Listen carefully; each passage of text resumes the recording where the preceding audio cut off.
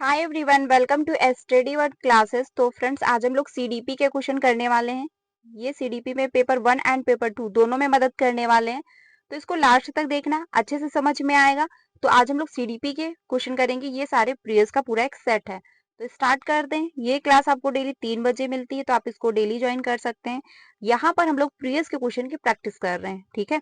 तो आप इसको डेली 3 बजे ज्वाइन करिएगा। इसमें हम लोग सारे सब्जेक्ट के प्रीवियस के क्वेश्चन की प्रैक्टिस करते हैं 3 बजे की क्लास में। 5 बजे की क्लास में हम लोग सोशल साइंस डिस्कस करते हैं पेपर 2 के लिए। तो अगर आप सोशल साइंस कंप्लीट करना चाहते हैं तो 5 बजे की जो क्लास होती है आप उसको ज्वाइन कर सकते हैं। तो स्टार्ट करते हैं। आज के जो क्वेश्चन है, चैनल पे पहली बार आए हो तो प्लीज वीडियो को लाइक करके चैनल को भी सब्सक्राइब कर लीजिएगा, सो दैट आपको सारी इंफॉर्मेशन जो है वो टाइम से मिलती रहती है, टीचिंग से रिलेटेड। एंड आपको सीटेट की प्रिपरेशन भी करवाई जाती है, तो आप लोग सब्सक्राइब कर सकते हैं। स्टार्ट करते हैं। आज का जो क्वेश्चन है, पहला है क्वेश्चन। इसमें बात कही जा रही है कि एक बच्चे की जो है वृद्धि और विकास, यानी कि जो है ग्रोथ और डेवलपमेंट, निम्नलिखित में से कौन से कारकों द्वारा प्रभावित होती है। यानी ग्रोथ भी प्रभावित होगा और साथ में बच्चे का जो डेवलपमेंट है वो भी प्रभावित हो रहा है। तो पहला है परवरिश और शैलियां, यानी कि बच्चे की कैसी परवरिश रही, तो ये तो प्रभावित करेगा, क्योंकि आपकी परवरिश कैसी रही है बचपन में, आपको कैसे जो है आपका ध्यान रखा गया है, ये भी आपके डेवलपमेंट को प्रभावित कर रहा होता है। आनुवांशिक ढांचा, ये जो है वृद्धि में विकास मतलब प्रभावित करेगा, आपके ग्रोथ को प्रभावित करता है कि आपकी हेरिडिटी कैसी है, क्योंकि आपकी हेरिडिटी जो होती है वहीं से आपका शेप और साइज बनता है। यानी कि आपके आंखों का रंग, आपके बालों का, आपका फेस कैसा बनेगा, यानी जो शरीर का ढांचा होता है वो आपके हेरिडिटी से ही निर्धारित होता है। विद्यालय अनुभव, ये कैसा रहा, ये भी आपके ग्रोथ यानी ये आपके डेवलपमेंट को प्रभावित करेगा। व्यक्तिगत रुचि कैसी है आपकी, ये भी आपके डेवलपमेंट को प्रभावित कर रही होती है। तो आंसर इसमें कौन सा होगा, यानी फर्स्ट भी सही है, सेकंड भी सही है, और थर्ड ऑप्शन भी सही है, और फोर्थ ऑप्शन भी सही है, क्योंकि ग्रोथ और डेवलपमेंट दोनों की बात कही जा रही है कि दोनों को कौन कौन प्रभावित कर रहा है। तो आंसर क्या होगा, फोर ऑप्शन सही हो जाएगा, क्योंकि परवरिश की शैलियां ये भी प्रभावित करती हैं कि आपकी परवरिश कैसी रही। क्योंकि अगर आपको बचपन में अच्छे से ध्यान नहीं दिया गया है, आपको अच्छे से जो है केयर नहीं की गई है, तो प्रॉब्लम आपकी यानी आपका ग्रोथ इतना अच्छा नहीं हो पाएगा। क्योंकि कुछ बच्चे होते हैं जो कुपोषण का शिकार होते हैं, उनका मेन रीजन क्या रहता है कि उनको बचपन में इतना अच्छे से ध्यान नहीं रखा जाता, जिनका जो है खामियाजा हमको बड़े होने पर भी भुगतना पड़ता है। तो ये परवरिश जो है, आपका कैसा रहा कल्चर, आपकी कैसी परवरिश हुई है, ये आपके ग्रोथ को प्रभावित करती है। आपकी जो हेरिडिटी है ये आपके ग्रोथ को प्रभावित करती है, यानी आपका शेप और साइज आपके हेरिडिटी से ही मिलता है। विद्यालय अनुभव आपके डेवलपमेंट को प्रभावित करेगी। व्यक्तिगत रुचि आपकी क्या है, ये भी आपके डेवलपमेंट को प्रभावित कर रही होती है। आंसर क्या हो जाएगा, फोर ऑप्शन सही हो जाएगा। ठीक है, अगले क्वेश्चन पे चलते हैं। अगला क्वेश्चन है, इसमें बात कही जा रही है कि बच्चों में विकासात्मक परिवर्तन, यानी बच्चों में जो विकासात्मक परिवर्तन होते हैं वो कैसे होते हैं। तो पहला है, सभी संस्कृतियों में सार्वभौमिक समान गति से होते हैं, यानी जो सभी समाज के संस्कृति यानी सभी कल्चर के जो बच्चे हैं उनका जो जो विकासात्मक डेवलपमेंट होता है वो सार्वभौमिक एक यानी कि एक समान प्रकार से होता है, या फिर एक आयामी और रेखीय है, या फिर आपका होगा वंशानुगत और पर्यावरणीय कारकों के बीच एक जटिल अंतःक्रिया है, या फिर अपरिवर्तनीय है, और जो है पैर की अंगुली से सिर तक आगे बढ़ता है। यानी तो पैर की अंगुली से सिर की तरफ नहीं बढ़ता है, बल्कि क्या है, सिर से पैर की तरफ आपका डेवलपमेंट हो रहा होता है, जिसको कहते हैं सेफेलोकॉर्डल डेवलपमेंट।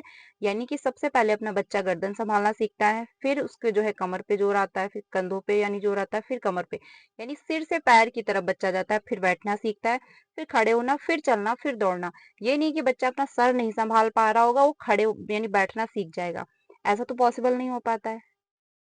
तो सिर से पैर की तरफ ये डेवलपमेंट जाता है, ना कि पैर से सिर की तरफ, यानी कि ये उल्टा डेवलपमेंट नहीं होगा। ठीक है, तो ये आपका गलत हो जाएगा। वंशानुगत और पर्यावरणीय कारकों के बीच एक जटिल अंतःक्रिया है, तो बिल्कुल सही बात है, क्योंकि विकासात्मक परिवर्तन यानी कि जो परिवर्तन आप में देखने को मिलते हैं, जो आप में चेंजमेंट आते हैं, वो कहाँ से आते हैं, आपकी हेरिडिटी से आते हैं। क्योंकि हेरिडिटी से ही बहुत सारे लोग, दुनिया में लाखों लोग हैं, लेकिन सबकी आवाज भी चेंज है, सब देखने में चेंज है, तो कैसे हेरिडिटी से ही सब चेंज होते हैं एक दूसरे से, शेप और साइज में परिवर्तन होता है।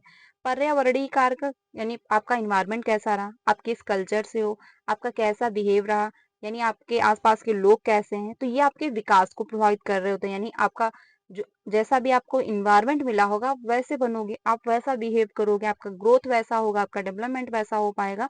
तो क्या इसके बीच एक जटिल अंतःक्रिया होती है, तभी जाके विकास में परिवर्तन हो पाते हैं।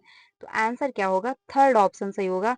यह एक आयामी और रेखीय नहीं होता, एक सीक्वेंस में नहीं होता। डेवलपमेंट हमेशा क्या है? वर्तुलाकार में होता है। यानी कभी आप आगे बढ़ेंगे, थोड़ा-सा कभी पुश होगा, पीछे आएँगे, फिर आप आगे बढ़ेंगे। ये नहीं कि आप डेली कुछ ना कुछ सीखते रहते हैं। कभी आप बहुत कुछ सीखेंगे, कभी आप थोड़ा सीखेंगे, कभी हो सकता है आप बिल्कुल भी ना सीख पाएँ, कभी आप बहुत ही ज़्यादा सीखेंगे। तो ये जो डेवलपमेंट होता है, ये वर्तुलाकार में होता है, यानी आगे पीछे थोड़ा-सा चलता रहता है। लेकिन ये नहीं है कि रेखीय में होगा, एक सीक्वेंस में होता जा रहा है कि आप सब मतलब बस आप सीखते ही जा रहे हो, सीखते ही जा रहे हो। ऐसा जो है पॉसिबल नहीं हो पाता है, ठीक है? तो एक रेखीय नहीं होता। और ये सिर यानी पैर से सिर की तरफ भी नहीं होता। सभी संस्कृतियों में सार्वभौमिक समान गति से होता है, तो ये कहना भी गलत होगा। क्योंकि कुछ ऐसे बच्चे हैं जो वंचित पृष्ठभूमि से बच्चे हैं, जिनकी आर्थिक स्थिति बहुत अच्छी नहीं है, जिनको बहुत सारे रिसोर्स नहीं उपलब्ध हैं, तो क्या उनका ग्रो अच्छा हो पाता है? नहीं हो पाता। कुपोषण का शिकार हो जाते हैं, उनको अच्छी हेरिडिटी उनकी जो होती है वो भी अच्छे से ग्रो नहीं कर पा रही होती है। तो क्योंकि उनको पोषण जो है बचपन में अच्छे से नहीं मिल पाता है। लेकिन वहीं पर जब दूसरा बच्चा होता है जिसकी आर्थिक स्थिति बहुत अच्छी है, जो काफ़ी रिच फैमिली से बिलॉन्ग करता है, तो उसको जो है उसकी केयर बहुत अच्छे से की जाएगी, उसके खाने-पीने का बहुत अच्छे से ध्यान रखा जाएगा, तो उसका ग्रो अच्छा होगा। जैसे मान के चलिए 2 बच्चे हैं और दोनों बच्चे सेम ऐज के हैं, ठीक है? पर एक बच्चा ऐसे एनवायरनमेंट से है जहाँ पर लोग काफ़ी रिच हैं, काफ़ी अच्छी फैमिली से बिलॉन्ग करते हैं, काफ़ी बच्चे की केयर करते हैं। और एक बच्चा ऐसी फैमिली से बिलॉन्ग करता है जहाँ पे लोग ध्यान नहीं दे रहे हैं बच्चे का, ना तो उसके खाने-पीने का ध्यान दे रहे हैं, ना ही उसको बहुत सारे रिसोर्स दे रहे हैं, ना ही उसकी केयर कर रहे हैं। तो जो बच्चा मतलब जो बच्चा ऐसी फैमिली से बिलॉन्ग कर रहा है जिसको पर ध्यान नहीं दिया जा रहा है, जिसको खाने-पीने पर भी ध्यान नहीं दिया जा रहा है कि बच्चे को क्या खाना इस टाइम ज़रूरी है, क्या नहीं ज़रूरी है, तो उस बच्चे का ग्रो होगा बट इतना अच्छा ग्रो नहीं होगा। जिस बच्चा जो फैमिली काफ़ी रिच फैमिली से बिलॉन्ग करता था, वो क्या है हो सकता है वो 10 महीने में बैठना सीख जाए, हो सकता है वो क्या है 6 महीने में बैठना सीख जाए, 10 महीने में वो खड़ा होना सीखने लगे। लेकिन 10 जो मतलब जो ऐसी फैमिली से बिलॉन्ग करता था जहाँ पर ध्यान नहीं दिया जा रहा था, तो हो सकता है वो 11 महीने 12 महीने का भी बच्चा हो जाए लेकिन बैठना ना सीख पाए। इससे क्या होता है कि आपकी जो मतलब केयर है, आपको कैसे ध्यान में रखा जा रहा है, वो डिपेंड करता है कि आपका ग्रो कितने फास्ट होगा या फिर कितनी मतलब स्लो होगा। क्योंकि अगर बच्चे को ध्यान दिया जा रहा है तो टाइम से भी बेहतर सीखेगा। आपने देखा होगा कुछ बच्चे कम समय में भी बैठना सीख जाते हैं, कम समय में भी खड़े होना, चलना सीखने लगते हैं। ऐसा क्यों होता है? क्योंकि उन पर ध्यान दिया जाता है। और ऐसे बच्चे होते हैं जो एज हो चुकी है, टाइम हो चुका है, बट बैठना ही नहीं सीख पा रहे, खड़े होना ही नहीं सीख पा रहे, चलना भी नहीं उनको आ रहा है सही से, तो उन पर ध्यान नहीं दिया जा रहा होता है। इस वजह से जो है ये प्रॉब्लम होती है। तो सभी जगह आप नहीं कह सकते कि समान गति से हो रहा होता है। हाँ, जो डेवलपमेंट के स्तर हैं वो समान है कि बच्चा पहले इन्फेंसी में जाएगा, फिर अर्ली चाइल्डहुड में जाएगा, फिर लेटर चाइल्डहुड में जाएगा, फिर बच्चा एडोलेसेंस में जाएगा। ये जो स्टेप हैं ये सभी जगह सार्वभौमिक हैं, यानी कि आप चाहे इंग्लैंड में रहते हो, आप चाहे पाकिस्तान में रहते हो, आप चाहे इंडिया में रहते हो, आप किसी भी स्टेट में रहते हो, किसी भी कंट्री में रहते हो, ये जो डेवलपमेंट के स्टेज हैं वो सेम है, सभी जगह बराबर है।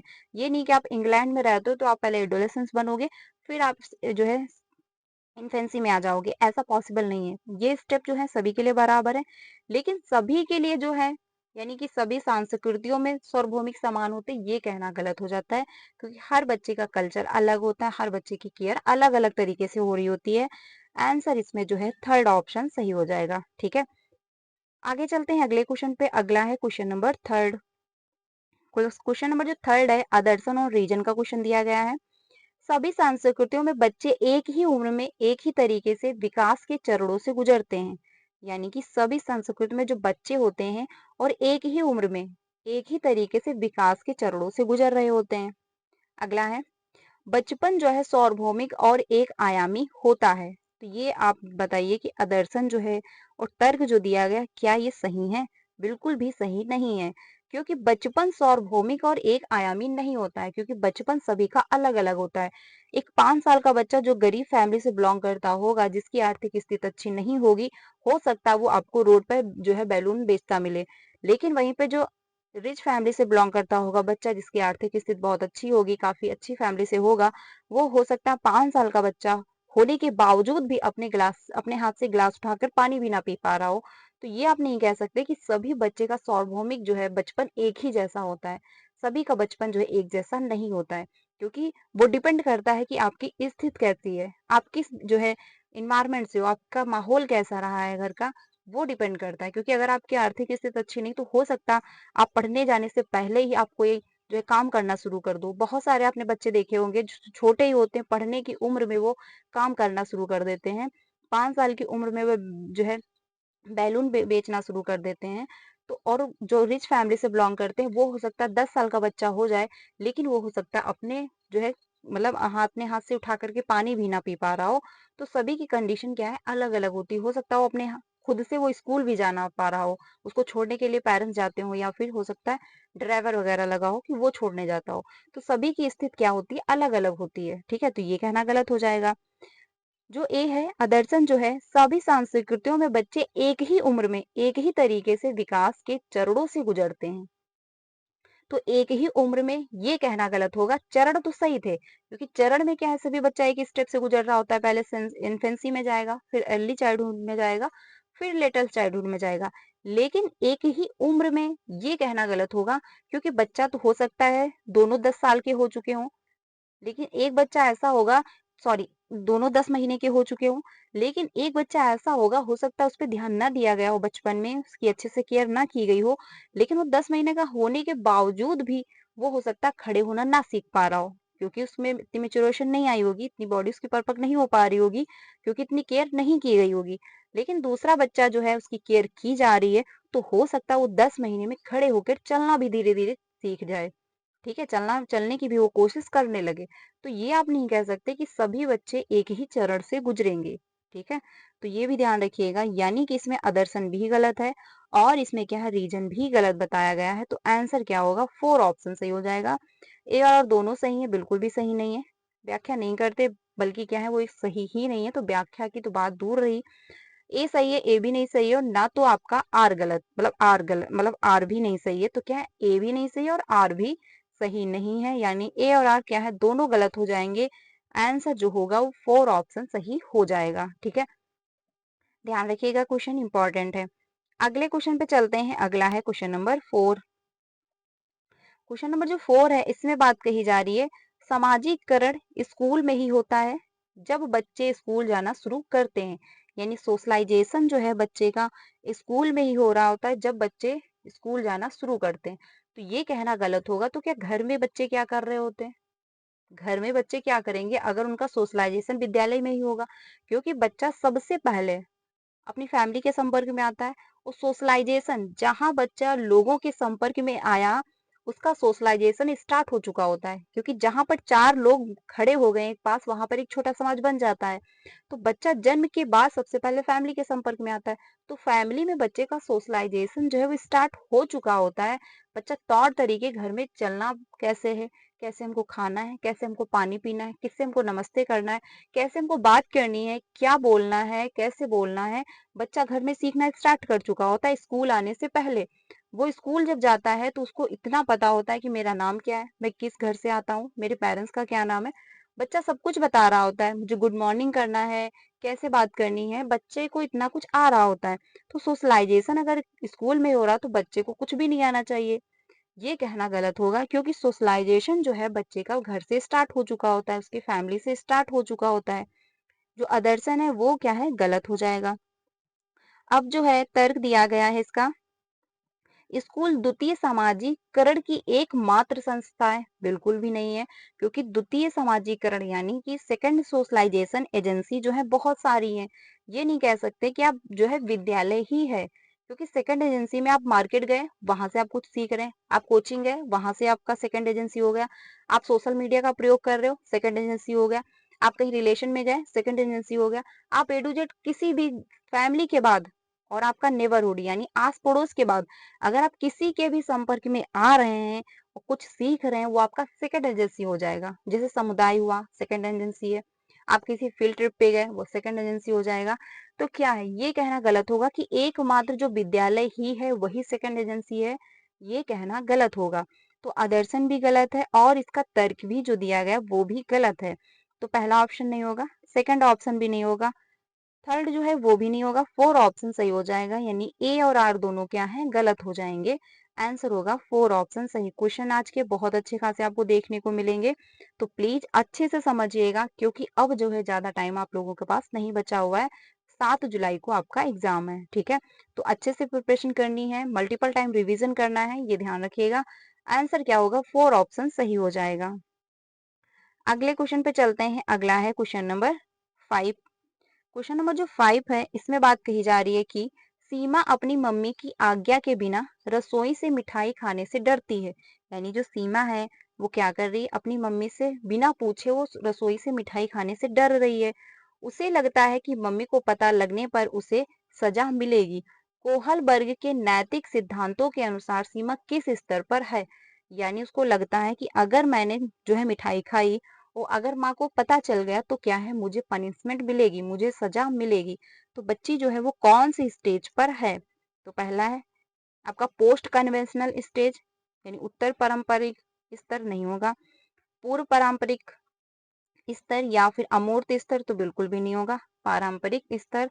तो क्वेश्चन नंबर जो है वो क्या है, सेकंड ऑप्शन सही हो जाएगा कि पूर्व पारंपरिक स्तर पर है बच्चा, प्री कन्वेंशनल स्टेज पर है। ठीक है, उसको ये लग रहा है कि अगर मैंने मिठाई ली और माँ को पता चल गया तो क्या है, हमको पनिशमेंट मिलेगी। बच्चा जो है सजा और मतलब सजा के लिए, डर के लिए, मार के लिए क्या है, आज्ञा का पालन कर रहा है, उसमें क्या है, डर है। आंसर क्या होगा, सेकंड ऑप्शन सही हो जाएगा। कोहलबर्ग से एक क्वेश्चन हमेशा आता है, तो ध्यान रखना बच्चा कौन सी स्टेज पर कैसे तर्क करता है, कैसे उसकी थिंकिंग होती है, कैसे वो जो है बातें कर रहा होता है, कैसा जो है वो निर्णय ले रहा होता है, यानी उसमें कैसे नैतिक विकास होते हैं। ठीक है, आंसर होगा सेकंड ऑप्शन सही। अगले क्वेश्चन पे चलते हैं। अगला है क्वेश्चन नंबर 6। जीन पियाजे के अनुसार संज्ञानात्मक विकास किस प्रक्रिया द्वारा सुगम होता है। यानी किस प्रक्रिया के द्वारा संज्ञानात्मक विकास यानी कि आपका कॉग्निटिव डेवलपमेंट जो है वो सुगम होगा अकॉर्डिंग टू पियाजे के अनुसार। तो पहला है अनुकूलन, पुनर्बलन या फिर पूर्वाभ्यास करवाएंगे, या फिर आप कलन विधि। तो क्वेश्चन नंबर जो 6 है इसमें होगा आंसर फर्स्ट, यानी कि अनुकूलन। अगर आप में अनुकूलन है, ठीक है, तो आपका संज्ञानात्मक विकास अच्छा होगा, क्योंकि अगर अनुकूलन है, आपके अकॉर्डिंग सारी एक्टिविटी प्लान की जा रही है, आप अच्छे से सारी चीजों को समझ पा रहे हो, आप सब सब सारी एक्टिविटी में इन्वॉल्व हो पा रहे हो, तो क्या है, आपका कॉग्निटिव डेवलपमेंट बेस्ट होगा, क्योंकि सारी एक्टिविटी जो है आपके अनुकूल बन रही है, आप उसमें पार्टिसिपेट कर पा रहे हो और सारी चीजें आपको समझ में आ रही हैं। तो क्या होगा, आप में यानी कॉग्निटिव डेवलपमेंट यानी कि संज्ञानात्मक विकास का जो है ग्रो होगा। आंसर हो जाएगा 4 ऑप्शन सही। पुनर्बलन की बात जो है पियाजे नहीं करते हैं, पूर्वाभ्यास की बात नहीं करते, कलन विधि जो है ये भी आपका नहीं होगा। आंसर होगा जो है फर्स्ट ऑप्शन सही। अगले क्वेश्चन पे चलते हैं। अगला है क्वेश्चन नंबर 7। जीन पियाजे द्वारा प्रस्तावित विशेषताओं के साथ चरणों की सही जो है सुमेलित जोड़ी चुने। तो जीन पियाजे के अनुसार पूछा जा रहा है कि कौन सी स्टेज पर बच्चे की क्या विशेषता है। इंपॉर्टेंट क्वेश्चन है, ध्यान रखिएगा। इसके पहले भी मैंने आपको बताया था कि सेंसरी मोटर में बच्चे जो है, बच्चे की क्या विशेषता होती है, प्री ऑपरेशनल स्टेज में बच्चे की क्या विशेषता होती है, कॉन्क्रीट ऑपरेशनल स्टेज में बच्चे की क्या विशेषता होती है, फॉर्मल ऑपरेशनल स्टेज में बच्चे की क्या विशेषता होती है, मैंने आप लोगों के साथ डिस्कस किया था। आई होप आप लोगों को याद होगा। तो वही देखिए यहाँ पर पूछ लिया गया मैच में कि कौन सा सुमेलित है, ये आपको बताना है। तो पहला ऑप्शन है संवेदी चालक अवस्था यानी कि सेंसरी मोटर स्टेज। तो इसमें बच्चा क्या है, नाटकीय खेलों में संलग्न है। तो बच्चे की उम्र जो है वो भी ध्यान रखिएगा, बच्चा किस स्टेज पर होगा, यानी जो उसकी एज है वो क्या है, 0 से 2 वर्ष है सेंसरी मोटर स्टेज में। तो क्या बच्चा 0 से 2 वर्ष की उम्र में वो नाटकीय खेल में संलग्न हो पाएगा, क्या वो जो है नाटक खेल पाएगा, बिल्कुल भी नहीं खेल पाएगा, क्योंकि बच्चा 2 साल का होगा, लास्ट स्टेज है 0 से 2 वर्ष, तो बच्चा जो है नहीं खेल सकता। तो ये क्या है, आंसर गलत हो जाएगा। पूर्व संक्रियात्मक अवस्था यानी प्री ऑपरेशनल स्टेज में वस्तु स्थायित्व का प्रारंभ। तो इसकी जो स्टेज होती है 2 से 7 वर्ष होती है।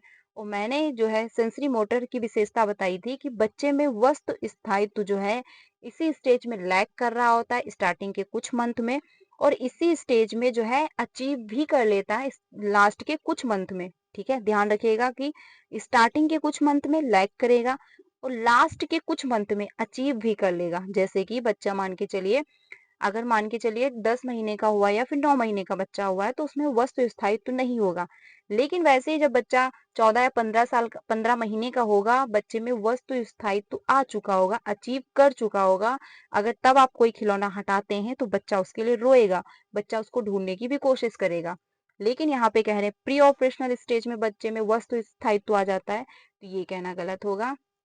वस्तु स्थायित्व अगर पूछ रहा है क्वेश्चन, अगर ये कह रहा है कि लैक कर रहा है तो भी आपका सेंसरी मोटर स्टेज। अगर कह रहा है अचीव कर चुका है यानी वस्तु स्थायित्व जो है का प्रारंभ हो चुका है बच्चे में, तो ये भी जो है इसका answer sensory motor stage stage होगा। इसका कोई ऑप्शन और हो ही नहीं सकता, बस एक ही ऑप्शन सही है और दो तरीके से इसके क्वेश्चन पूछे जा सकते हैं। ठीक है, तो ये ध्यान रखिएगा, इंपॉर्टेंट क्वेश्चन है। सीटेट इसमें बहुत घुमाता है और लोग बहुत बार घूमते भी हैं, बस क्योंकि यहाँ पे कंफ्यूजन क्रिएट हो जाती है। कंफ्यूजन ये क्रिएट होती है कि लोगों को लगता है क्या एक ही स्टेज में बच्चे में दो विशेषताएं हो सकती हैं क्या, ऐसा पॉसिबल नहीं है। इस वजह से मिस्टेक होती है, तो ध्यान रखिएगा, दोनों बातें अच्छे से क्लियर रखिएगा। अगला है जो मूर्त संक्रियात्मक अवस्था यानी जो है कॉन्ग्रेट ऑपरेशनल स्टेज। तो इसमें बात कही जा रही क्रियाओं को मानसिक तौर पर प्रतिवर्तन में सक्षम। तो ये कहना गलत होगा क्योंकि इस स्टेज पे बच्चा क्या है, जो बच्चे के सामने है वो उसके बारे में तर्क वितर्क करना स्टार्ट कर देता है। इसकी जो उम्र है 7 से 11 वर्ष है। अगला है फॉर्मल ऑपरेशनल स्टेज यानी कि परिकल्पित निगमनात्मक तर्क में सक्षम। बिल्कुल सही बात है कि बच्चा जो है जब 11 से 15 वर्ष की उम्र में होता है तो वो तर्क वितर्क करना शुरू कर चुका होता है, उनके बारे में भी जो उसके सामने चीजें नहीं होती हैं। जैसे कि बच्चे के सामने अगर कोई वस्तु उपलब्ध नहीं है लेकिन तब भी वो समझ पा रहा है, वो बैठा विद्यालय में है लेकिन वो अगर उसने ताजमहल देखा है तो ताजमहल के बारे में दिमाग अपना लगा रहा होगा कि ताजमहल ऐसे ऐसे बना होता है, हम वहां जाएंगे, ये करेंगे, वो करेंगे।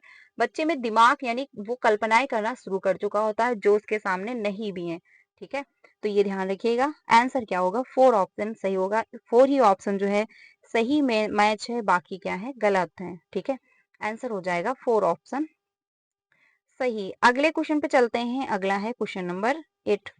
लाइव वाइगोस्की के अनुसार बच्चे को सीखने में सक्षम बनाने के लिए निम्न में से यानी इनमें से कौन से कारक महत्वपूर्ण भूमिका है। यानी कि बच्चे को लेवाइगोस्की के अनुसार पूछा जा रहा है बच्चे को सीखने में सक्षम बनाने के लिए इनमें से कौन से कारक की महत्वपूर्ण भूमिका है। यानी बच्चे को आप खुद सीखने के लिए सक्षम बनाना चाहते हो कि बच्चा सीख पाए, तो इसमें कौन से कारक को आप इंक्लूड करोगे, ये ऑप्शन कह रहा है। तो कौन सा इसमें जो है सही हो जाएगा,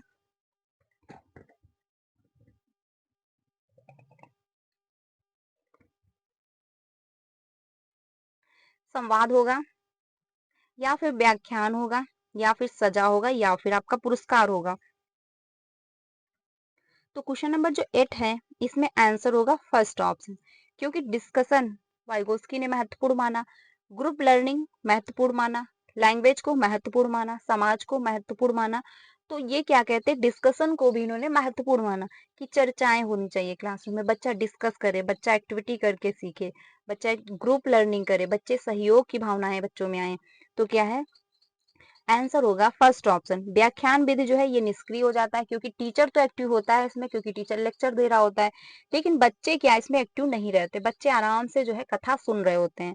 पुरस्कार सजा ये भी नहीं होगा क्योंकि ये बात करते हैं व्यवहारवादी। ठीक है, कोई रचनावादी जो मनोवैज्ञानिक हैं वो इसकी बात नहीं करते, तो ये भी आंसर गलत होगा। आंसर होगा फर्स्ट ऑप्शन सही, कि अगर आप बच्चे में संवाद डिस्कशन करने की क्षमता डेवलप कर रहे हैं तो बच्चा बेहतर सीखेगा। आंसर होगा 4 ऑप्शन। क्योंकि अगर उसमें कोई डाउट भी है, मान के चलिए कोई टॉपिक टीचर ने पढ़वाया या कोई टॉपिक टीचर ने डिस्कस किया, अब बच्चे को कंफ्यूजन क्रिएट हुई या फिर बच्चा कोई क्वेश्चन करना चाहता है, तो अगर उसमें बोलने की क्षमता है, आप उसे मतलब उसमें इतना कॉन्फिडेंस ला चुके हैं कि वो क्लासरूम में अपनी बात कह पा रहा है, तो वो पूछ लेगा अच्छे से, जो भी कंफ्यूजन होगी, जो भी डाउट होगा उसका क्लियर हो जाएगा। आंसर होगा 4 ऑप्शन सही। अगले क्वेश्चन पे चलते हैं। अगला है क्वेश्चन नंबर 9।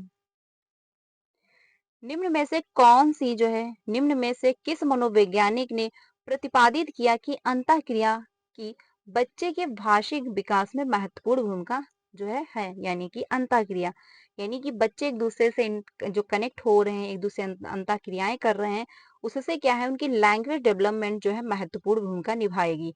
यानी कि जो उनमें लैंग्वेज डेवलपमेंट होने वाली है वो अंतःक्रिया करके जो है अच्छी हो जाएगी। ये कौन जो है मनोवैज्ञानिक मानते हैं। तो जीन पियाजे, लेव वाइगोस्की, वी.एफ. स्किनर या फिर नॉम चॉम्स्की। तो क्वेश्चन नंबर जो 9 है, नॉम चॉम्स्की जो है कहते हैं क्या, बच्चे में जन्मजात क्षमता होती है, वो आराम से लैंग्वेज को एक्वायर कर सकता है। ठीक है। अगला जो है वी.एफ. स्किनर, ये क्या कहते हैं कि बच्चे में अनुकरण करने की क्षमता होती है, लेकिन यहाँ पे बात कही जा रही है अंतःक्रिया, तो ये भी नहीं होगा। जीन पियाजे कहते हैं कि इन्होंने क्या है बच्चे का डेवलपमेंट इन्होंने स्टेजों में डिवाइड कर दिया, कितनी स्टेज में बच्चे का इतना डेवलपमेंट होगा, इतनी स्टेज पे बच्चे का इतना डेवलपमेंट होगा। तो इन्होंने हेरिडिटी को महत्वपूर्ण माना कि जब बच्चे की हेरिडिटी परिपक्व होगी, उसमें मेचुरेशन आ जाएगी तो बच्चा ग्रो करेगा। ठीक है, तो ये भी नहीं होगा। आंसर होगा सेकंड ऑप्शन, क्योंकि सामाजिक अंतःक्रियाएं, जब बच्चा अंतःक्रियाएं करेगा तो उसकी लैंग्वेज डेवलपमेंट बेहतर होगी, लैंग्वेज डेवलपमेंट में महत्वपूर्ण भूमिका निभाएगा, जो कि अंतःक्रिया है। क्योंकि जब हम लोगों से कनेक्ट होते हैं, जब हम लोगों से बात करते हैं, जब हम लोगों के संपर्क में आते हैं, तो हमारी लैंग्वेज डेवलपमेंट बेहतर हो रही होती है। हम बहुत सारी बातें, बहुत सारे वर्ड लोगों से बात करके सुनते हैं, जैसे कि सोशल मीडिया। आजकल जो सोशल मीडिया है, सोशलाइजेशन बहुत अच्छा लोगों का करवा रही है। इसमें कुछ लोग अच्छा भी सोशलाइजेशन कर रहे हैं, कुछ लोग गलत भी कर रहे हैं। क्या होता है, मतलब सोशल मीडिया के माध्यम से भी हम बहुत सारे वर्ड, बहुत सारे टर्म जो है प्रयोग करते हैं, सीखते हैं। तो जहां से भी हम लोगों से कनेक्ट हो रहे हैं, ठीक है, जब हम लोगों से कनेक्ट होते हैं तो बहुत सारे वर्ड सीखते हैं, बातचीत करने का तरीका सीख रहे होते हैं, कैसे हमको बात करनी चाहिए। हम बहुत सारे लोगों को बात करते हुए देखते हैं कि हाँ, सामने वाला व्यक्ति ऐसे बात कर रहा है तो हमको भी ऐसे बात करनी चाहिए। तो क्या है, सोशलाइजेशन हमारा कहाँ से हो रहा है, सामाजिक अंतःक्रिया से हो रहा है। और सामाजिक अंतःक्रिया से हमारी लैंग्वेज भी जो है महत्वपूर्ण, यानी लैंग्वेज डेवलपमेंट भी हमारा अच्छा खासा हो रहा होता है। तो आंसर क्या होगा, वो सेकंड ऑप्शन होगा, क्योंकि जब हम लोगों से कनेक्ट होंगे तभी हमारी जो है लैंग्वेज डेवलपमेंट हो पाएगी। मान के चलिए, अगर एक छोटा बच्चा है, अगर आप उसको जंगल में छोड़ आते हैं, और एक ऐसा बच्चा है जो जिसकी फैमिली जो है संयुक्त फैमिली से बिलोंग करता है, जिसमें बहुत सारे लोग रहते हैं, दादा है, दादी हैं, चाचा है, चाचू हैं, बहुत सारे लोग रहते हैं। तो बच्चे का जो डेवलपमेंट होगा, जो संयुक्त परिवार में रह रहा होगा, उसकी लैंग्वेज बेहतर होगी। और दूसरा बच्चा जो है वो जंगल में रह रहा होगा, उसकी लैंग्वेज नहीं होगी, उसको पता ही नहीं होगा कि हमको बोलना क्या है, कौन चाचा है, कौन चाचू है, यानी कौन चाचू है, कौन चाची है, कौन माँ, किसको माँ कहते हैं, किसको पिताजी कहते हैं, उसको पता ही नहीं होगा। वो जंगल की लैंग्वेज सीख लेगा, क्योंकि क्या है, उसको छोटे छोटे पर तो आपने जंगल में छोड़ा है। तो इस वजह से क्या होता है, अगर हम लोगों से कनेक्ट हो रहे हैं, सोशलाइजेशन मेरा हो रहा है, हम लोगों के संपर्क में आ रहे हैं, तो हमारी लैंग्वेज डेवलपमेंट भी हो रही होती है। ठीक है, आंसर क्या होगा, सेकंड ऑप्शन सही होगा। वाइगोस्की कहते हैं कि बच्चे की लैंग्वेज डेवलपमेंट होगी जब वो लोगों से अंतःक्रियाएं करेगा, लोगों के संपर्क में आएगा। इसीलिए इन्होंने ग्रुप लर्निंग को महत्वपूर्ण माना, कि जब ग्रुप लर्निंग होगी तो बच्चे समूह में जब सीखेंगे, जब समूह में उनकी लर्निंग हो रही होगी, तो उनकी लैंग्वेज डेवलपमेंट भी बेहतर होगी, उनमें सहयोग की भी भावनाएं आएंगी। आंसर क्या होगा, फोर ऑप्शन सही होगा। ठीक है, अगले क्वेश्चन पे चलते हैं। अगला है क्वेश्चन नंबर 10। तार्किक गणितीय बुद्धि की क्षमताओं में क्या शामिल है, यानी तार्किक जो गणितीय बुद्धि है उसकी क्षमताओं में क्या शामिल है। आंसर ये जो है पूछा गया हार्वर्ड गार्डनर से, जिन्होंने 8 प्रकार की बुद्धि दी है। ठीक है, आप में 8 प्रकार की बुद्धि पूछी जाती है, आपको 8 प्रकार की ही बुद्धि जो है पढ़ के जाना है। ठीक है, आंसर जो है क्वेश्चन नंबर 10 का कौन सा हो जाएगा, पहला ऑप्शन है छवियों में हेरफेर, ग्राफिक कौशल और स्थानिक तर्क, कुछ भी जिसमें 2 से अधिक आयाम शामिल होंगे। तो ये जो है तार्किक गणितीय बुद्धि की विशेषता नहीं होगी, क्योंकि क्या इसमें स्थान की विशेषताएं बताई जा रही हैं। तो इसमें मूर्तिकार आ जाएंगे, क्योंकि उनको पता है कि हमको इतने ही जगह में पूरा शेप और साइज दे देना है। ठीक है, अगला है इसमें सर्जन भी आ जाएंगे, क्योंकि उनको पता होता है कि हमको कहाँ पर कैसे जो है ऑपरेशन करना है, क्या कंडीशन रहने वाली है। अगला है लय, ताल, स्वर, मधुर्य के प्रति संवेदनशीलता। तो ये क्या हो जाएगा, म्यूजिक जिसकी बहुत अच्छी खासी हो। ठीक है, म्यूजिक इंटेलिजेंट बुद्धि होगी, ये भी नहीं होगा। विशिष्ट जो है पिचों, स्वरों और लय के बीच अंतर करना, जिसे पहचानने में अन्य लोग चूक सकते हैं, तो ये भी नहीं होगा। इसमें क्या है, इसमें भी आपका म्यूजिक इंटेलिजेंट हो जाएगा। आंसर होगा फोर ऑप्शन, कि पूर्व ज्ञान के आधार पर वर्गीकरण करना, पैटर्न पहचानना व विचारों के बीच संबंध बनाना। तभी आपका तार्किक गणितीय बुद्धि क्षमता होगी। आंसर होगा 4 ऑप्शन। क्योंकि आप पूर्व ज्ञान के आधार पर वर्गीकरण कर पा रहे हो तो आप तर्क वितर्क करोगे। जब तर्क वितर्क करोगे तभी आप उसमें वर्गीकरण कर पाओगे। पैटर्न पहचानना, आप पैटर्न पहचानोगे जब उसमें तर्क वितर्क आप में होगा। विचारों के बीच संबंध बनाना, जब आप संबंध बना पाओगे तभी, जब आप तर्क वितर्क कर पाओगे कि हाँ इसमें क्या सही था, इसमें क्या सही है, इसमें क्या कॉमन है, क्या डिफरेंस है, तब जाके आप उसमें संबंध बना पाओगे। आंसर होगा 4 ऑप्शन। ठीक है, ध्यान रखिएगा। अगले क्वेश्चन पे चलते हैं। अगला है क्वेश्चन नंबर 11।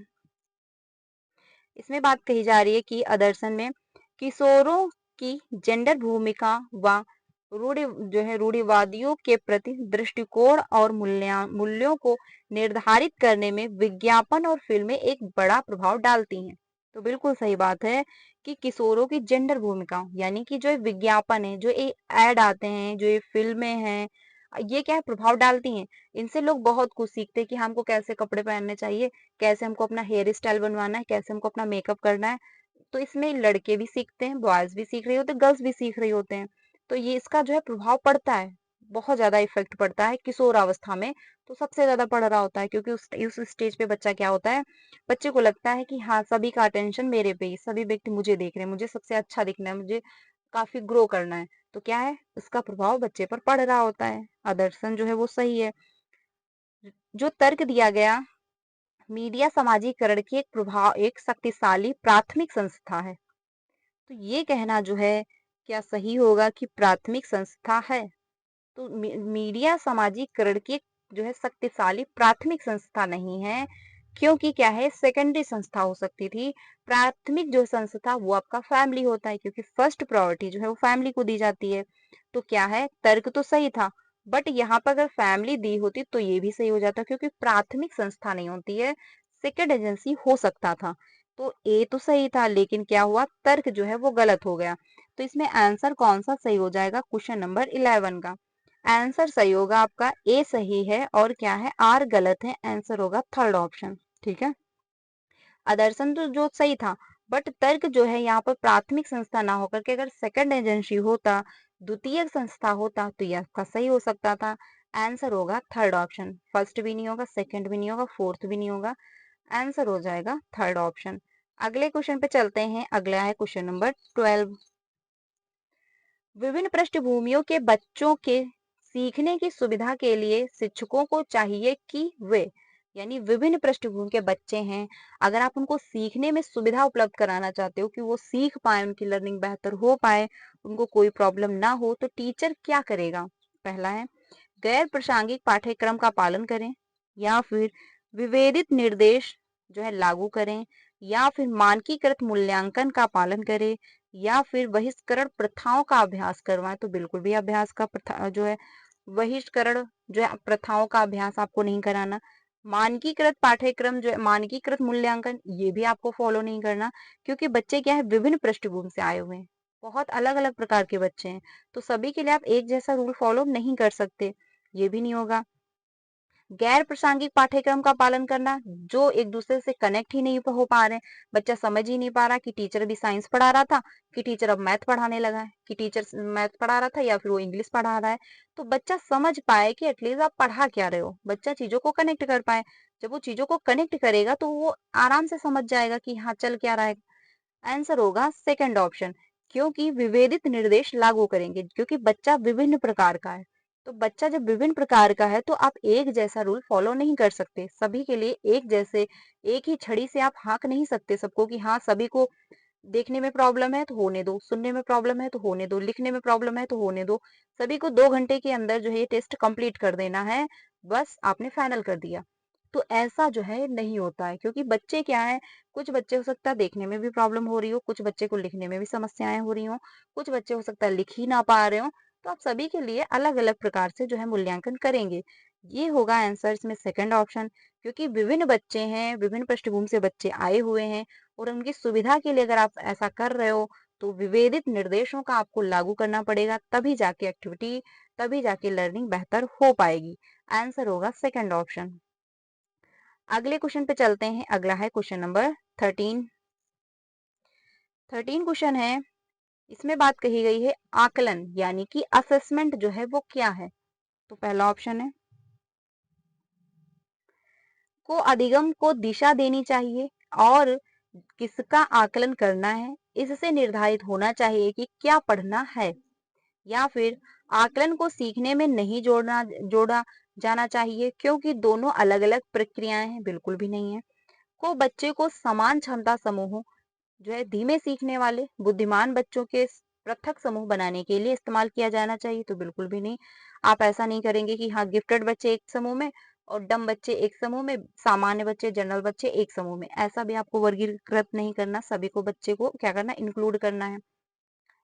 आकलन जो है बच्चों को सीखने की तैयारी से लेकर शिक्षण अधिगम की प्रक्रिया का एक अभिन्न अंग होना चाहिए, बिल्कुल सही बात है। आंसर होगा सबसे बेस्ट 4 ऑप्शन, क्योंकि आकलन जो है बच्चे की सीखने की तैयारी से लेकर शिक्षण अधिगम प्रक्रिया का एक अभिन्न अंग होना चाहिए। लर्निंग जो है जो मतलब आकलन जो है वो क्या है, टाइम टू टाइम होता रहना चाहिए। ये नहीं कि आप सात सत्र के अंत में करवा रहे हो या फिर सत्र के स्टार्टिंग में ही करवा ले रहे हो। एंड मतलब जो आकलन है वो टाइम टू टाइम होता रहना चाहिए। जब टीचर को लगे कि हाँ हमको बच्चे में कोई दिक्कत हो रही है, तो आकलन के माध्यम से पता चल जाएगा कि बच्चे को क्या प्रॉब्लम हो रही है, उसका कितना ग्रो हो पा रहा है और कैसे आप अपने मेथड में परिवर्तन ला सकते हैं। तो कैसे पता चलेगा, आपको असेसमेंट के ही द्वारा पता चलेगा। तो आंसर होगा 4 ऑप्शन। ये नहीं आप ग्रुप में डिवाइड करने के लिए जो है आपका जो आकलन नहीं करना है, आप आकलन के माध्यम से ग्रुप में डिवाइड नहीं कर सकते। आंसर होगा 4 ऑप्शन सही, ठीक है, ध्यान रखिएगा। आगे चलते हैं। अगला है क्वेश्चन नंबर 14। एक प्रगतिशील कक्षा में सीखना यानी प्रोग्रेसिव क्लासरूम जो है उसमें लर्निंग कैसी होगी, तो व्यक्तिवादी और निष्क्रिय होगी, या फिर सक्रिय और सामाजिक होगी, या फिर परीक्षा उन्मुख होगी, या फिर पाठ्य पुस्तक केंद्रित होगी। तो क्वेश्चन नंबर जो 14 है, पाठ्य पुस्तक केंद्रित नहीं होगी, क्योंकि प्रोग्रेसिव क्लासरूम जो होती है वो चाइल्ड सेंटर्ड एजुकेशन होती है, बच्चा सेंटर में होता है, बच्चे के अकॉर्डिंग सारी एक्टिविटी प्लान की जा रही होती है, तो ये नहीं होगा। परीक्षान्मुख यानी परीक्षा के लिए आपको बच्चे को रटा रहे हो, बच्चे को परीक्षा के लिए तैयार कर रहे हो, तो ये भी प्रोग्रेसिव क्लासरूम की विशेषता नहीं है। सक्रिय और सामाजिक, बिल्कुल सही बात है कि आप सक्रिय और सामाजिक यानी बच्चा क्या है, सक्रिय होगा और बच्चे की लर्निंग जो है सोशलाइजेशन यानी समाज के तौर पे हो रही होगी। बच्चा जो है एक दूसरे से कनेक्ट कर पा रहा होगा, बच्चा जो है यानी ग्रुप में सीख रहा होगा। तो आंसर क्या होगा, सेकंड ऑप्शन सही होगा। व्यक्तिवादी निष्क्रिय नहीं होगा, सक्रिय और सामाजिक होगा, क्योंकि प्रोग्रेसिव क्लासरूम जो होती है ये- इसमें क्या समाज को भी कनेक्ट कर रही होती है। बच्चे का क्या कल्चर है, बच्चे का कैसा सोशलाइजेशन हो रहा है, बच्चा किस पृष्ठभूमि से आया हुआ है, तो इसमें सब कुछ इंक्लूड किया जाता है और बच्चा इसमें सक्रिय होकर पार्टिसिपेट कर रहा होता है, क्योंकि इसमें एक्टिविटी प्लान की जाती है, बच्चे को सेंटर में रखा जा रहा होता है। और जहां बच्चे के अकॉर्डिंग एक्टिविटी प्लान की जाएंगी, बच्चे को सेंटर में रखा जाएगा, बच्चा जो है अच्छे से लर्निंग करेगा। आंसर होगा सेकेंड ऑप्शन सही। आगे चलते हैं। अगला है आदर्शन और रीजन का क्वेश्चन। आपने आज देखा होगा खुद बहुत सारे क्वेश्चन जो है आदर्शन और रीजन के देखने को मिले, तो आज के क्वेश्चन इंपॉर्टेंट थे, अच्छे से समझ लीजिएगा, आपको बहुत हेल्प करेंगे। अगला है क्वेश्चन, अगला जो क्वेश्चन है इसमें बात कही जा रही है कि शिक्षकों को बच्चे के मूल्यांकन के लिए मानकीकृत पाठ्यक्रम और प्रक्रियाओं का पालन करना चाहिए। यानी कि अगर आप बच्चों का मूल्यांकन करना चाह रहे हो, असेसमेंट करना चाह रहे हो, एनालिसिस करना चाह रहे हो, तो आप मानकीकृत पाठ्यक्रम का पालन बिल्कुल भी नहीं करेंगे, क्योंकि सभी के लिए आप एक जैसा रूल फॉलो नहीं कर सकते। बच्चे विभिन्न पृष्ठभूमि से आए हुए हैं, बच्चे विभिन्न प्रकार के हैं, तो आप बच्चे के अकॉर्डिंग जो है मूल्यांकन करेंगे। मान के चलिए जिस बच्चे को सुनने में प्रॉब्लम है, तो उसको क्या कहेंगे, आप लिख करके अपने बारे में अभिव्यक्त करो। जिस बच्चे को बोलने में समस्या हो रही है, तो आप उससे कहेंगे लिख के बता दो। जिस बच्चे को क्या है, देखने में प्रॉब्लम है, तो उससे आप कह देंगे मौखिक रूप से आप अभिव्यक्त करो। जिस बच्चे को लिखने में प्रॉब्लम है, उससे आप कहेंगे कि आप मौखिक रूप से अभिव्यक्त कर दो। तो बच्चे के अकॉर्डिंग आप आकलन करेंगे, ये नहीं कि सभी के लिए आप एक जैसा रूल फॉलो करेंगे। एग्जाम में जब आप फॉर्म अप्लाई करते हैं, तो उसमें भी जो है पूछा जाता है कि डिसेबिलिटी तो अगर आपको नहीं है किसी प्रकार की, क्योंकि क्या है उसके लिए एक्स्ट्रा टाइम दिया जा रहा होता है। तो जब एग्जाम हॉल में यानी एग्जाम में जो है बच्चे को एक्स्ट्रा टाइम दिया जाता है, जिस बच्चे को कोई प्रॉब्लम होती है, तो आप अपने क्लासरूम में जो है बच्चे के साथ एक जैसा रूल फॉलो नहीं कर सकते, आपको एक्स्ट्रा टाइम देना पड़ेगा। लेकिन यहाँ पे बात कही जा रही है मानकीकृत जो है पाठ्यक्रम, तो ये क्या है, गलत हो जाएगा। तर्क जो दिया गया, समावेशी शिक्षा का उद्देश्य मतभेदों को खारिज कर सभी को समान बनाने की दिशा में जो है काम करना। तो बिल्कुल भी नहीं होगा कि मतभेदों को आप खारिज कर दोगे, बल्कि क्या है, समावेशी एजुकेशन शिक्षा कहती है, यानी इंक्लूसिव एजुकेशन कहता है कि सभी बच्चों को आप इंक्लूड करोगे। जैसा भी बच्चा है, जैसा भी दिखने में है, जैसा भी बैकग्राउंड से बच्चा है, कैसी भी उसकी पृष्ठभूमि रही हो, बच्चा कैसा भी है, उसको कुछ आता है या नहीं आता है, सब कुछ, यानी जैसा भी बच्चा है आप उसको इंक्लूड करोगे और बच्चे के नीड के अनुसार आप उसकी मदद करोगे। ये कहता है इंक्लूसिव एजुकेशन। इसीलिए आपने देखा होगा कि सभी कॉलेजों में, सभी स्कूलों में एक यूनिफॉर्म डिसाइड की जाती है। जिससे यूनिफॉर्म डिसाइड करने का क्या पर्पज रहा? यूनिफॉर्म डिसाइड करने का यही पर्पज है कि बच्चा जो है जब यूनिफॉर्म में स्कूल आएगा तो बच्चा चाहे जितनी रिच फैमिली से बिलोंग करता हो, चाहे जितनी भी उसकी आर्थिक स्थिति बहुत अच्छी हो, और एक बच्चा है जिसकी आर्थिक स्थिति बहुत अच्छी नहीं है, हो सकता है उसको जो शाम को बैलून बेचकर ही खाना खाने को मिले, तो वो बच्चा भी यूनिफॉर्म में स्कूल आ रहा है। अब स्कूल में सभी बच्चे यूनिफॉर्म में आ रहे हैं, तो क्या है, सभी बच्चे एक समान दिखेंगे, सभी बच्चे एक जैसे दिखेंगे, बच्चा किसी भी बैकग्राउंड का हो। लेकिन अगर मान के चलिए यूनिफॉर्म ना होती, तो जो फैमिली अच्छी फैमिली से बिलोंग करते हैं बच्चे, वो अच्छे कपड़े पहन के आते, वो अच्छे काफी रिच फैमिली से लगते। और जो बच्चे अच्छे फैमिली के बिलोंग नहीं करते हैं, वो अच्छे कपड़े पहन के नहीं आते। तो क्या है, बच्चों में हीनता की भावना आती, बच्चे एक दूसरे से कंपेयर ही किया करते।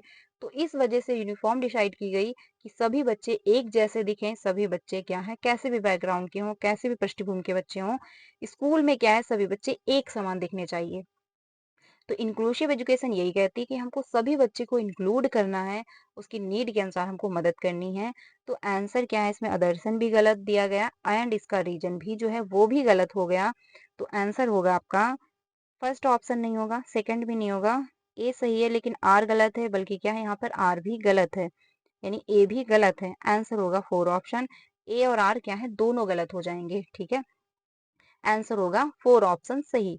आज के क्वेश्चन बहुत अच्छे खासे थे, आपको बहुत अच्छे से समझ में आए होंगे। अगर नहीं भी आए हैं तो आप फिर से एक बार इसको रिवीजन कर लीजिएगा, क्योंकि क्वेश्चन जो है आज अदर्शन और रीजन के थे, काफी जो है समझने वाले क्वेश्चन थे, थोड़ा बहुत घुमाए भी गए हैं। जैसे कि इंक्लूसिव एजुकेशन की बात कही जा रही है, मतभेदों को खारिज करना, बल्कि मतभेदों को खारिज नहीं कर रहा होता है, हर बच्चे की थिंकिंग जो है इंक्लूड की जाती है। बच्चा उल्टा बोल रहा है, सीधा बोल रहा है, गलत बोल रहा है, जैसा भी बोल रहा है, जो भी कंफ्यूजन है बच्चे की, आप दूर करते हैं, उसकी बात को समझते हैं।